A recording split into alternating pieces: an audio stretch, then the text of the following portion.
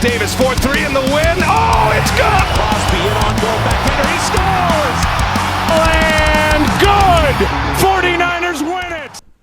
Hello everybody, how are we doing today? It's been a minute since I uploaded a video on this channel, but I just wanted to wait until the majority of free agency happened and died down, just because, as we all know, there was like a ton of moves that happened. Just so we're clear, I'm recording this around 3 p.m. Pacific time on March 17th, 2023. So, some players are still available. We still have Javion Clowney, Marcus Peters, DJ Chark, Bobby Wagner, Adam Thielen, Matt Ryan, Dalton Schultz, Kareem Hunt. Just name off a couple players that are still on the market that have not been signed to any contracts yet. I'm pretty sure all those players, because they seem like they want to play, maybe except Matt Ryan, they're going to get contracts sooner or later. They're just not getting a contract right now at the recording of this video. But the way I'm going to kind of do this, I'm going to do cuts, then I will also do trades, extensions. Then I want to break down the signings by position. So without further ado, let's kind of get into it.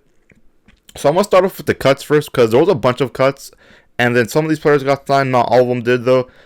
Shelby Harris was a defensive tackle for the Seattle. He was part of that Russell Wilson trade, if I remember correctly. He was cleared for $8.9 million. Calais Campbell, edge rusher from Baltimore. He's a little bit older, but he was cut to save $6.5 million.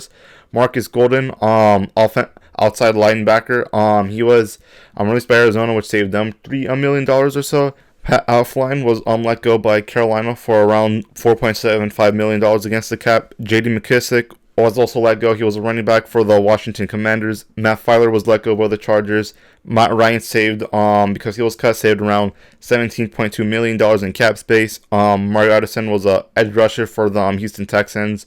Him getting cut means they save to $3.4 million of cap. Leonard Fournette was released by Tampa Bay, which saved another $3.4 million in cap. Miles Jack was let go by Pittsburgh, which saved $8 million. And then Brian Hart was let go by New England. We don't have like official cap number for that just yet. Jalen Mills was released by New England. That saved them just shy of $5 million. Isaiah McKenzie was released by Buffalo for $2.21 million of the cap space. And Cameron Brate was let go by Tampa Bay to save $1.9 million of cap space. And Ezekiel Elliott, he's not technically getting released until after June 1st, but he's basically going to get released sooner than later. Okay, so to start off with trades, we have a couple of trades I think are really interesting. Jalen Ramsey was traded to the Dolphins for a third-round pick and a tight end named Hunter Long. And just a quick thought on this, I just think the Miami Dolphins get a lot of value for Jalen Ramsey just because obviously I know he had a bit of a down year last year, but if you can get back to his previous form, I think that's going to be an absolute steal for them. I'm not sure why the Rams didn't get at least like a second-round pick or something a little bit better than just a third-round pick and a tight end. I'm not really sure, but they just might know something we don't. That's all I can say about that. One of the first trades also happened. Jonnu Smith was traded from New England for a seventh-round pick to Atlanta. Jonnu Smith, unfortunately, just didn't really work out in New England, especially when they used a lot more Hunter Henry than he did. They wanted to kind of use like a two tight end scheme, but it just didn't really work out, and he got traded to Atlanta so he can kind of help out Kyle Pitts and the rest of that tight end group over there. Houston gets Shaq Mason, guard from Tampa Bay, for a 7th-round pick, and they sent a 6th-round pick as well. I think it's a pretty good pickup for Houston, just because they're going to get more offensive line help, especially for whatever quarterback that's going to land to them in the second overall pick. The New York Giants get the star tight end Darren Waller from the Raiders for just 1 third-round pick, which was more of like a 4th-rounder because it was 100th overall. That's an absolute steal for the Giants. If you're the Giants, they needed like a really good tight end over there, and Darren Waller would fit that bill very well. He's like a top 5 tight end very easily in the league. And just based on kind of reports from the Raiders camp, there was some kind of tension between him and the coach. So getting rid of him, unfortunately, seemed like the only way they can go forward. The only thing would just be, since they got a new quarterback, I'll be talking about who that is in a minute. That doesn't really bode well because we all know that their new quarterback, Jimmy G, obviously loves starting his tight end, especially over the middle, and kind of losing that really takes away from what he's good at, and that just sucks. Next trade we got was the Dallas Cowboys getting Stephon Gilmore from Indy for a 2023 5th-round pick. I know Gilmore is obviously a little bit on the older side. It's not 2018 Gilmore anymore, but still, for what his production was last year, obviously he was on the Colts, and the Colts were not really too much of a good team. But I think under Dallas, especially with Dan Quinn and a really good pass rush, I think he can have a really good year over there. And for a 5th-round pick, that's a really nice deal for Dallas. Okay, so we have the extensions right now, and I'll kind of just go over these a little bit quickly. Quincy Williams signed a 3-year, $18 million extension with the Jets. Matt Milano got paid big time, 2-year extension of Buffalo worth $28.3 million. Darren Payne got paid $90 million over 4 years with Washington. Isaiah Buggs got the extension with Detroit for 2 more years and $4.5 million. Jalen Ramsey, when he got traded to Miami, this kind of went under the radar, but he signed a 3-year, $55 million contract extension with them. Michael Thomas got a 1-year, $10 million extension with New Orleans. Jameis Winston also got a restructure / extension from New Orleans for 1 year, $4 million. Kevin Givens sends a 1-year, $2.1 million extension with San Francisco. And Darius Slay, he wanted to get out of Philadelphia, but after they paid him $42 million for 2 years, he decided to stay with them. Obviously, he's going to take that money. So, yeah, not too many extensions, really, and I think a lot of these extensions really make sense. Like, Philadelphia needs Darius Slay. They need his lockdown abilities, so that's going to help him a lot, and a lot of these other ones are just for kind of some rotational pieces, but the Darren Payne one's a really big payday for him, and Matt Milano got paid a lot, because I believe he was an All-Pro last year as well, so that makes a lot of sense. Jameis Winston staying in New Orleans makes a lot of sense because I have no idea what his value is or would be outside of New Orleans, especially with seeing like every other team is going up to draft a quarterback, or he kind of has a quarterback situation kind of going on, so it kind of makes sense for him to stay in New Orleans as well. Okay, so now we're getting into the fun stuff, and we have all the signings.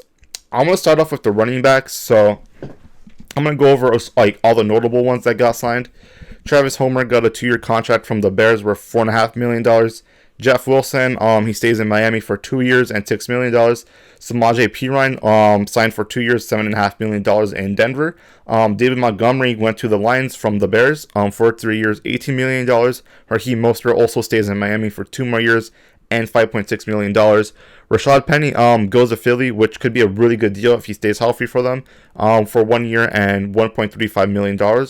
Jamal Williams, he had 17 touchdowns last year. He goes from Detroit to New Orleans for a 3-year, $12 million contract. Justice Hill signed a 2-year, $4.51 million contract with Baltimore. Alexander Madison stays in Minnesota for 2 years, $7 million. James Robinson goes to England for 2 years, $8 million. That can be a really good pickup for them. That's a really under-the-radar signing. Deontay Foreman goes to Chicago, another Carolina Panther going to Chicago. That's kind of a recurring theme of free agency. He goes over there for 1 year, $3 million. And I don't have the contract details just yet, but Chase Edmonds is going to Tampa Bay as well.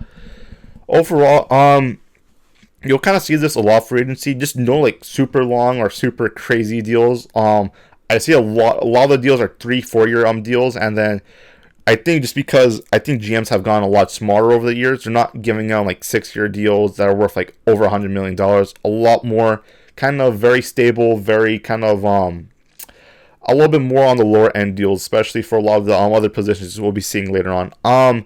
Not too much wide receivers were really in this free agency class, but I'll talk about the ones that did get signed. Robert Woods signs with Houston for 2 years, $15.25 million deal. Noah Brown signed with Houston as well, 1 year, $2.6 million. Jacoby Myers signed with the Raiders for 3 years, $33 million.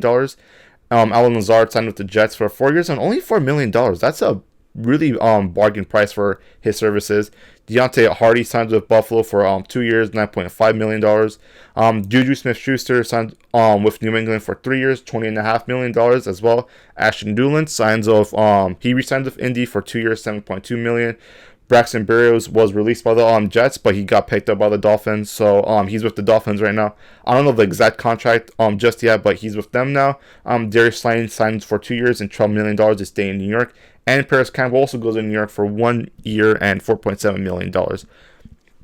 I'm going to put the cornerbacks and the safeties just in the secondary tier, just because, especially now with how they play, a lot of the times the slot corners also play a little bit of safety and vice versa. So it's becoming a lot more homogenized. So I'll kind of put them all together. Jamel Dean, a lot of people thought he'd leave Tampa Bay, especially with Tom Brady retiring, and they were kind of in the cap limbo. But he stood in Tampa for a 4 year, $52 million contract. Von Bell went to Carolina for 3 years, $22.5 million as well. Tashawn Gibson, staying with the Niners, for 1 year, $2.9 million. Cameron Sutton, really good pickup for Detroit, 3 years, $33 million. Jesse Bates III, his whole kind of franchise tag situation of Cincinnati is over. He went to Atlanta for 4 years, just a little over $64 million. He really got paid over there in Atlanta, and they made a lot of moves this offseason. I think are really interesting. I'll probably talk more about that in a little bit. Jonathan Jones re-signed with the New England Patriots, 2 years, $19 million contract. Patrick Peterson headed to the Steelers for 2 years, $14 million. Marcus Epps went to the Raiders from Philly for 2 years, $12 million. Jimmy Ward, he left the Niners to go with D'Amico Ryans in Houston, 2 years, $13 million contract. Donovan Wilson stays in Dallas for 3 years and $21 million, which I think is a really good value for the Dallas Cowboys. Emmanuel Mosley also went to Detroit for 1 year, $6 million. If he's healthy, that's an absolute steal for Detroit. A lot of very team-friendly contracts, if I'm being honest, in this free agency class. Jabril Peppers stays in New England, $9 million over 2 years. James Bradbury stays with Philly for 3 years and $38 million. Jordan Poyer seemed like he was going to leave Buffalo for sure, but he decided to stay for 2 years and $12.5 million as well. Byron Murphy went to Minnesota for 2 years, $17.5 million. I'm going to say something about that deal really fast. Byron Murphy was a really good player for the Cardinals. The only problem is he was playing for the Cardinals, which were an absolute mess last year, and Minnesota got a really good deal in that contract. So I think they'll be very happy when they see really ball out there, especially under Brian Flores. Isaiah Oliver went to the Niners from Atlanta. No contract details just yet, unfortunately. I'm pretty happy with the pickup. He's a slot corner that can also kind of play a little bit of safety as well. No contract details. All I know is that he's signed for 2 years. Greedy Williams, very talented player, just didn't really figure out Cleveland. He's going to the Eagles for 1 year. No contract details for how much he's getting paid. Julian Love went to Seattle for 2 years, $12 million as well. Mike Edwards, this happened a couple minutes before I started recording. He went to KC for 1 year, up to $5 million in incentives, with like a $3 million base contract. Okay, so now we have the quarterbacks. Not too much quarterbacks that are really going to be starting, but a lot of backup quarterbacks. So let's get into it. Jimmy G went to Las Vegas for 3 years and up to $72.25 million. That's a lot of money, but obviously this was my old quarterback, and people are going to want to kind of know my opinion on this. So in an unbiased opinion, I think people are kind of understating his value to the Raiders, just because a lot of people kind of see him and Derek Carr as like a very similar quarterback, and I don't think that comparison is necessarily unfair, but at the same time, you have to understand Jimmy G played with Josh McDaniels, and he was under him in New England when he was backing up Tom Brady for all those years, so he'd have a lot more familiarity with what Josh McDaniels wants to do compared to like Derek Carr, for example. And Jimmy G can still run an offense very well, especially with Devontae Adams. I know they lost Darren Waller for just about nothing, but he still has Josh Jacobs, Darren Waller. I mean, not Darren Waller, but Devontae Adams as well. So I think that could be really interesting for them. I think he'd fit there better than Derek Carr did, and Derek Carr had down year last year. So I think Jimmy G can actually make the Raiders better, just because I just think people are just looking at it as their number-wise rather than scheme-wise, fit-wise, familiar with the coaching staff. So I think that's honestly not a bad pickup for the Raiders. But with them picking 7th overall and the Panthers trading up, Bears trading down, they could probably end up with another quarterback. I'm not sure who they'd end up with, but that's something you might want to pay attention to in the draft. Moving on, Case Keenum signed with Houston for 2 years, $6.25 million. He's going to be backing up whatever quarterback they end up drafting. Sam Darnold heading to San Francisco for 1 year, $4.5 million, just to back up Brock Purdy / Trey Lance. And they know they need a really good quarterback 3 just in case another thing happened in the NFC Championship game. Mike White signed a 2 year, $16 million deal with Miami. They know, unfortunately, Tua has some injury and durability concerns, so picking up a really good backup quarterback in Mike White is honest as a very good deal for them as well. Taylor Heineke went to Atlanta for 2 years and $14 million. And if you're an Atlanta fan, please comment what you think your team is doing, because I'm not too sure right now either, because they signed a lot of players that kind of seem like maybe one or two piece away kind of players, and not they're trying to rebuild. So I'm not sure if they're trying to rebuild or but they don't seem like, because the thing is they're not tanking with all these free agent signings. So I'm not sure what their plan is, and they still Desmond Ridder. Would Taylor Heineke back him up or play for them? I'm not sure, but he signed with Atlanta for 2 years, $14 million. Andy Dalton signed a 2-year deal as well for $10 million to go to Carolina, and really fast, this kind of tells me I think the Panthers are going to draft Anthony Richardson, maybe Will Levis, but I'm really leaning to Anthony Richardson just because I don't think you pick up someone like Andy Dalton who can still start games in the NFL. People kind of meme on him a lot or kind of crap on him, but he can still play quarterback. He played a lot of good games for the Saints last year. Just the problem was a lot of dropped passes. There was a lot of injuries. You kind of know how that went. So I don't think you sign Andy Dalton just to ride the bench. So I'm starting to think that they probably draft someone like Anthony Richardson who has a lot of upside with that coaching staff as well, especially Frank Reich there. Have Andy Dalton start maybe the first couple of years and then have Anthony Richardson take over. That's what I imagined them signing Dalton would be for. Nick Mullins, he stays in Minnesota to be the backup for Kirk Cousins for $4 million for 2 years. Not a bad deal at all. Jacoby Brissett, the quarterback I've been on record saying I'd really want for the Niners. He unfortunately went to Washington, the Commanders, for a 1 year, $8 million deal as well. Baker Mayfield signed a 1 year, $4 million deal to head to Tampa Bay. Cal Allen heads to Buffalo to be their backup. Gardner Minshew, once again, kind of continuing that Eagles to Colt pipeline. He signed there for 1 year and $3.5 million with Indy. Drew Lock stays with Seattle to be the backup for Geno Smith, 1 year, $4 million deal for him. Marcus Mariota signed a 1 year, $5 million deal to be the backup in Philly. And I want to talk about that Marcus Mariota deal really fast.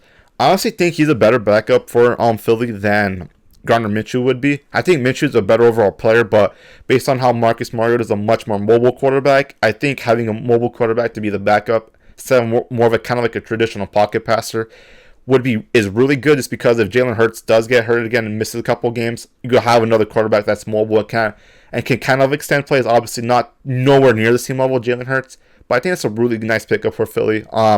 Cooper Rush also as well, another NFC East team that got a backup quarterback. He signed back with Dallas for 2 years, $5 million deal as well. Okay, so now we have the O-line, and we have a lot of guys from the O-line who did get paid. So I'm going to start off with the first one I put down here. Mike McGlinchey, he was the right tackle for the 49ers. He signed with Denver for 5 years, $87.5 million contract. And, okay, so I understand there's not a lot of right tackles in this free agency class, but oh boy, that's a lot of money, especially if a lot of 49ers fans, fairly or not, were happy that Mike McGlinchey did get let go, just because unfortunately he's very good at opening up holes in the run, and he's an okay pass blocker. He's pretty good at pass blocking, all things considered. The problem is he just has just very stupid penalties, false starts, holdings, and always crucial situations as well. So Denver, when you're paying him that much money, they're really hoping that he can really clean up those penalties, because if you don't have all those penalties, I don't think anyone who was watching a lot of 49er football would have been so mad at Mike McGlinchey. But because of those penalties and how costly they were, especially how inopportune they were, that's why a lot of people were not at all sad to see him get go, unfortunately. So if he can't clean up those penalties, I think he'll be a very good player for Denver and help Russell Wilson, Sean Payton, and all those guys over there a lot. Ben Power is also one of Denver, so Denver is loading up on the offensive line, not afraid to handle some big contracts. Obviously, they're owned by the Juan family. I don't think money is an issue for them. 4 years, $51.5 million for them. Connor McGovern, center for the Cowboys, he headed to Buffalo for 3 years, $23 million contract. Nick Gates, he was part of the Giants for a little bit. He got really hurt recently, but he came back. Very good comeback story for him. 3 year, $16.5 million contract with Washington. He can't play as guard and center for them. Andrew Wiley went to Washington for a 3 year, $24 million contract. Bradley Bozeman staying in Carolina for 3 years, $18 million as well. Jawan Taylor, he got paid pretty big bucks with Kansas City. He went to Kansas City for 4 years, $80 million as well. Nate Davis went to Chicago for 3 years, $30 million. That's going to help Justin Fields a lot. Chicago has made a lot of good signings this offseason. Andre Dillard signed with the Titans for 3 years, $29 million. Cardinals keep Kelvin Beachum for 2 years, $5.15 million.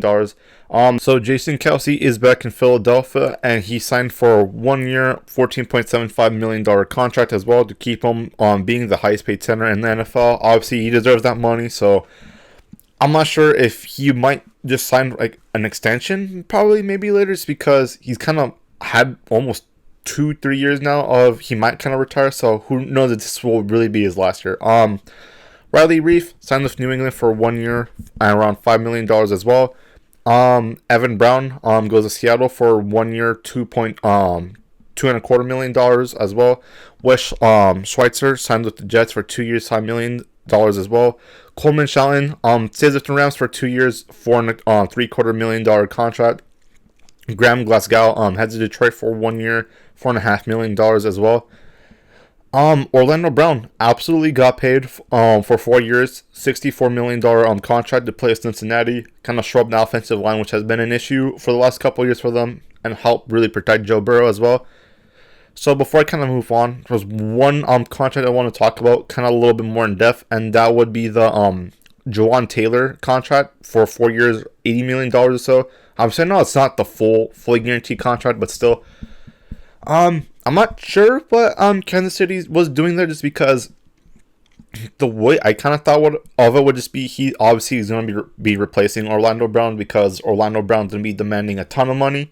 But even then, Orlando Brown got less than Jawan Taylor, obviously, not including extensions and guaranteed money, void years, all that kind of funky stuff that happens with contracts. But even so, I'm not sure what to think about that signing, just because if they could have had Orlando Brown for that much money, or $64 million compared to Jawan Taylor, I would have taken Orlando Brown. But obviously, at the same time, it's one of those deals where we've kind of said this about the Chiefs, where they lost like Tyrann Mathieu, they lost Tyreek Hill, but they always kind of replace them with someone else, and then it just ends up working in their favor. They obviously know probably some more stuff than we know, for example, and I've kind of learned to stop doubting the Chiefs at this point. So who really knows with that? But that's something you might want to keep your eye on to see who does better this season. But moving on, we're going to the defensive line, and we have a bunch of kind of unique deals, so let's get into them. For our defensive line, we have the first one I really saw was Shy Tuttle, signed with Carolina from the Saints, 4 years, $19.5 million deal. A lot of this one thing really fast, I saw a lot of Saints players kind of move on to division rivals, so I thought that was really interesting. This was something I was asking for a couple of videos now. I'm very happy that it came true. You can check out my 49er off-season video. Before free agency, I said I wanted Javon Hargrave and Jordan Poyer. Obviously, Jordan Poyer didn't really work out. He went back to Buffalo, but I did say I want Javon Hargrave to help our defensive tackle situation, and lo and behold, John Lynch came through for like an early Christmas gift, I guess. 4 years, $84 million contract with the 49ers. Very happy about that. Just one thing I want to talk about him really fast. He has like more pressures by himself than the majority of our defensive tackles, other than Eric Armstead, of course, combined. So him, Armstead, Bosa, and maybe Drake Jackson if he develops. He can throw in Javon Kinlaw if he finally develops, whoever we get in the draft. Oh, it's going to be very fun to see that defense come back alive again. Steve Wilkes is there. I'm really interested to see how that kind of pans out. David Onyemata went to Atlanta, 3 years, $35 million deal. Gbanya Okonkwo signs with Cleveland for 3 years, $19 million deal. Pretty nice payday for him. Marcus Davenport signed 1 year for $13 million in Minnesota. He didn't, if I remember correctly, he had a pretty down year last year. He didn't have that much sacks at all. So $13 million. I'm really interested to see if Brian Flores and the Minnesota defensive staff, what they can do with him. Arnike, former 49er, signed a 3-year, $21 million contract to go to Tennessee. Samson Ebukam, former 49er, going to Indianapolis, 3 years, $24 million. Clyde Farrell heads to San Francisco for a 1 year, $2.5 million deal from the Raiders. He was a former top 5 overall pick. Just didn't really pan out for them. But I know there was just so much stuff going on with the John Gruden, Mike Mayock era of first and really early picks, so hopefully we can turn it around though. Solomon Thomas, former 49er from correctly, going to the Jets, $2.35 million deal. Sheldon Rankins, signing with Houston, 1 year, $9.75 million deal. Charles Menahu, another 49er, signing with Kansas City, former 49er, going to Kansas City, 2 years, $20 million deal. Fletcher Cox stays in Philadelphia for 1 year, $10 million deal. Morgan Fox signs back with the Chargers for 2 years. I didn't see a contract figure, unfortunately, for that. And another one I didn't see a contract figure for would be Jihad Ward. He's going to New York for a 1 year deal. So overall, a lot of the defensive line and offensive line, a lot of the trench guys got paid a lot because teams are really realizing now that it's not just about wide receivers on quarterbacks. You really have to make sure you're getting after them and you're protecting them very well. So moving on, we have the linebacker situation. So we got plenty to kind of talk about. First linebacker I'd want to talk about, I have Alex Anzalone. He's staying in Detroit for 3 years, $18.75 million contract figure. Jermaine Pratt stays with the Bengals for 3 years, $21 million. TJ Edwards got a pretty nice payday. $19.5 million contract with Chicago. Bobby Okereke went to New York for 4 years, $40 million deal.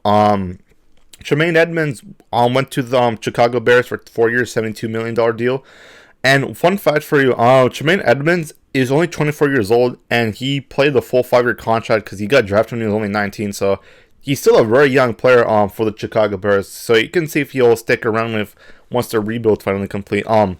Leighton Vander Esch stays in Dallas for 2 more years and $8 million on an $8 million deal as well. Caden Alice goes to Atlanta for 3 years and $20.5 million as well. Robert Spillane signs a 2 year, $9 million deal with the Raiders. Takitaki signs a 1 year, $2.43 million contract with Cleveland. Anthony Nelson, 2 year, $10 million contract to stay in Tampa Bay. Levante David also stood in Tampa Bay. Not sure what they're doing either exactly. It's because I would figure they would kind of hit a rebuild after the Tom Brady era and to try to weigh their best players. But it seems like they're keen on keeping everybody around, other than obviously Tom Brady and a couple other guys who got cut. So Levante David stood in Tampa Bay for 1 year, $7 million as well. Cole Holcomb sends a 3 year, $18 million deal with Pittsburgh, and Devin Bush heads on to Seattle on a 1 year contract. I didn't really get a figure for that too, unfortunately. All right, so now we're moving on to the tight ends. Josh Oliver signs a deal with Minnesota for 3 years, $21 million. Chris Manhertz signed a 2 year, $6 million contract with Denver. Hayden Hurst went to Carolina for 3 years, $21.75 million as well. That's a pretty good pickup for Carolina. He was very reliable for the Bengals, especially in the latter half of that season. Mike Gesicki signed with New England for a 1 year deal. I didn't really get a contract figure for that.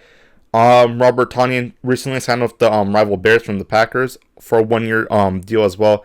I unfortunately did not get a contract figure that has not come out yet at the time of recording this video. But yeah, not too much tight end movement. Not a lot of tight ends were on the market anyway, so that was a pretty short list. Special teamers, for me, I just put any kick returner, obviously punters, kickers, so let's get into it. Matt Gay signed with Indianapolis for 4 years, $22.5 million. He was a Rams kicker, and $22.5 million over 4 years would make him the highest paid kicker in the league, actually. Very fun fact for you. Greg Zuerlein signed with the Jets for $2.6 million. Bradley Pinion signs a 3 year, $8.65 million contract with Atlanta. Greg Joseph signs a 1 year, $2 million contract to stay in Minnesota. Keyshawn Nixon, he's listed as a cornerback, but he's mainly a return guy. He's a very good return guy, so pretty good for Green Bay to have him stick around for 1 year, $4 million as well. Matt Prater stays with Arizona for 2 years, $7.5 million deals. Michael Badgley, I didn't get to see a contract figure for him, but he signed with Detroit again. And Jake Bailey, who got released by the New England Patriots, also signed with the Dolphins. So a couple things. I forgot to mention these two guys earlier, but Robbie Gould and CJ Gardner-Johnson are both also still free agents, if I remember correctly, as well. Yeah, I'm going to talk about CJ Gardner-Johnson, so we'll have to really see where he goes. He can be a really versatile player, slot corner, safety kind of guy. And then Robbie Gould's probably the best kicker still around. 2 more things I want to talk about, though. First, we have the Aaron Rodgers saga that had a lot to kind of unpack recently. So on Tuesday, he went on the Pat McAfee show, and I thought it was going to be a nothing burger, really, just because we know how Aaron Rodgers likes to talk and kind of not say too much. But he just straight up said he was not sure if he wanted to retire. But then after his darkness retreat, he met up with the Jets and he wants to go play for them, and he's planning to go play for them. A lot of it is just going to be Packers compensation for obviously trading away Aaron Rodgers, one of the best quarterbacks to ever play in the NFL, and probably their best quarterback they've had in franchise history as well, to the Jets. So they're still trying to figure out that compensation. So it's basically going to happen. We just don't know what compensation. I imagine a couple first-round picks go to the Packers with. The only thing would just be for the Packers, Rodgers is a lot older now, and he only has a couple of years remaining on the deal. So trying to get as much value on that would be kind of hard. And the Jets are obviously, they want Aaron Rodgers, but they're not trying to sacrifice everything just to get him. And then if he retires in a couple of years, that can really blow up in their face. So now that's kind of been a lot more settled, because we weren't sure if he wanted to retire, wanted to put up the Jets somewhere else. We know he wants to put up the Jets. It's just a lot more Packers than the Jets front offices. They need to figure out what's going on over there. Secondly, though, at the time of recording this video, we still don't have any kind of news on Lamar Jackson or what's going on there. So I wanted to kind of talk about that for a minute. So Lamar Jackson's main thing was just going to be he couldn't talk to any team officially because they were in the kind of a weird state where they couldn't talk to players directly, just because of how the NFL tampering rules work, just because the NFL does something a little bit weirder than most other leagues, where they have like a tampering period before people are allowed to go to other teams and sign up for them, and then they have the actual new league year, which means that's when the contracts, the cuts, that's when everything gets made official. So if you go on Spot Track, you'll see a bunch of cuts I talked about last video that are actually being made today, yesterday, just because this is when they can actually make those cuts happen. But going back to Lamar's situation, because he didn't have an official agent, his mom did a lot of the negotiations as well as himself. I don't think he was able to have like an agent kind of go out there, kind of put the word out, see what kind of figures he was going for. So we still don't really know what's going on with the Lamar Jackson situation, because I heard the Raiders were interested in him potentially, but obviously they got Jimmy G, so I don't think they're going to go after him.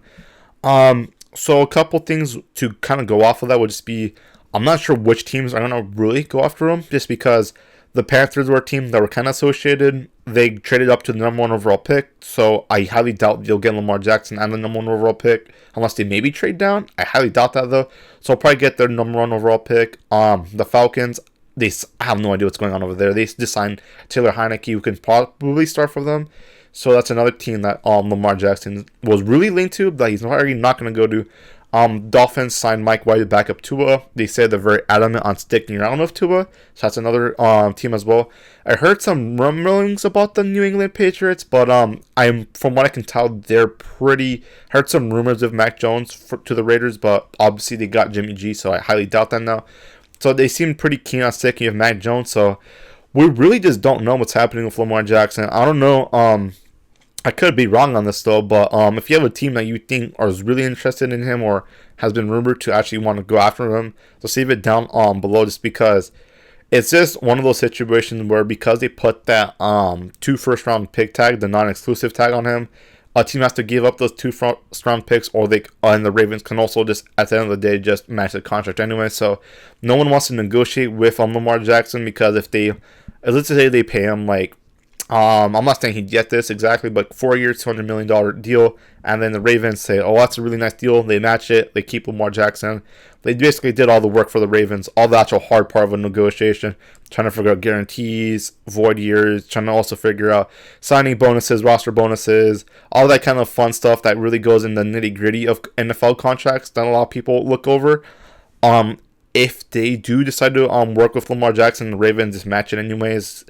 They basically just kind of waste a bunch of time for nothing, and that sucks, because I really want to see Lamar Jackson on another team at this point, just because I personally feel the Ravens are not using Lamar to his full kind of use, just because they've kind of made him and the whole offense into a kind of like a glorified, just big, everyone runs the football, Lamar runs, if Tyler Huntley plays, he runs, there's a lot of blocking downfield, and I think Lamar Jackson's much more of a pocket passer than people want to give him credit for, just because it's really easy to kind of put him in that narrative of him only being able to run, even though we've seen that he threw for more touchdowns in 2019 than Joe Burrow did with like Jamar Chase and T. Higgins, Tyler Boyd, all those guys, and he was throwing to guys like Marquise Brown, for example. That was his best guy. So Lamar Jackson, and then in college he was throwing the ball. He wasn't seen as just like a mobile guy. So I really hope if the Ravens do bring him back, they figure out a way to kind of really use his pocket passing, just because the fact that he never has any good receivers other than like kind of like Mark Andrews, unfortunately, kind of means he has to run just so he can make anything happen for the Ravens. And that's how, unfortunately, he gets hurt, and that's how people kind of devalue him and trying to put them in that narrative of he can only be good if he runs. So I really hope something happens, the contract soon. I just have not heard any news, and while people are kind of talking about how teams were very fast to say they don't want to deal with Lamar Jackson's unrestricted his franchise tag situation. So we'll really have to kind of discuss that for in a bit as well. See, maybe in a couple videos or so, I'll probably come back to that topic to see if there's any more rumors about that, because I haven't heard anything about the Ravens offering a contract, and Lamar Jackson has been pretty vocal about not exactly being pleased with insiders reporting figures that he obviously did not get or did not offer him. So that's one thing we'll really have to look to in the future. Some other quarterbacks though that I didn't really talk about the Sam Darnold one. I just kind of said he's a good backup, but they're paying him a good amount for a backup, $4.5 million for 1 year. I'm really glad they got I didn't expect to sign from them to sign Sam Darnold, to be honest, but they obviously got Steve Wilkes, who was his former interim head coach, so it makes sense that Steve Wilkes probably was a big part of how they recruited Darnold to San Francisco. But the only thing would just be I wanted someone like Jacoby Brissett, who's a very steady backup quarterback, but Sam Darnold, honestly, there was the whole thing with he got injured in Carolina, and then there was that dumpster fire with Matt Rule. The Jets they're the Jets, unfortunately. Obviously, they're being a lot better now. Robert Saleh, it's a lot better of a situation now than it was before. But back then, it was a really bad time to be a Jets fan. But now that he's over here, I wonder if they plan on what they're planning to do with him. Just because, obviously, the way I'm kind of hearing it, it's going to be Trey Lance starting, and then Brock Purdy might have to set out a couple weeks because of the UCL injury. So Sam Darnold might have a real shot in case anything happens with Lance. God forbid that happens, though. He can have a real shot to probably start some games until Brock Purdy comes back. So that's a really interesting deal. I'm really interested to see how he plays with San Francisco, Kyle Shanahan, the running game. I'm very interested to kind of see how that goes. But other than that, I kind of gave you guys the rundown of all the free agencies, moves that happened, the cuts, trades, extensions.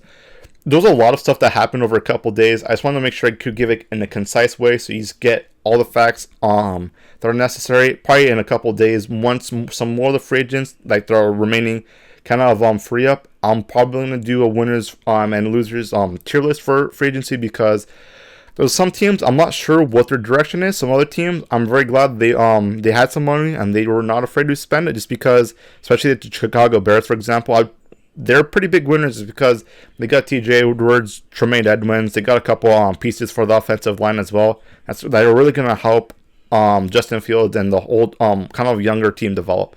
But anyways, if you like this kind of content, these longer videos where kind of just break down a bunch of transactions at once, make sure to like, subscribe, the whole kind of thing. I'll talk to you guys later.